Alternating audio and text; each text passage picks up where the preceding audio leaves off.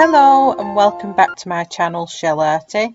Today I'm bringing you a review on the 40 set of Caran Neocolour 2 water soluble pastels. I'm going to be doing a colour chart which shows you all the colours of the range. Here you can see I'm doing a colour chart and I've laid down all the colours in the set in their own individual box, and I'm blending each of them out with a water pen. You can use a water pen or you can use a brush, it's entirely up to you, whichever you prefer. I just prefer to use the water brush pen as it feels better in my hands and I feel I've got more control over it, but it is whatever you're used to will work. I found when I was laying these down that they went down so beautifully well. The light velvet, it was just really nice. They do leave a crayon line, as most crayons do. I don't know how much you'd be able to blend them as into each other. They would probably take a lot of work really. But I found once you activated them with water, they created this beautiful watercolour.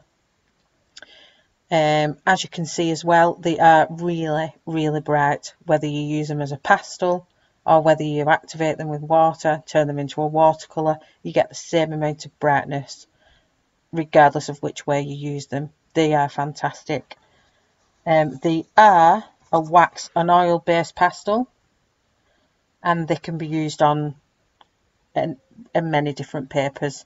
In your colouring books you would need to check, do a little tester patch to see if the paper would buckle or not. Otherwise go ahead and use them in your colouring books just like I do.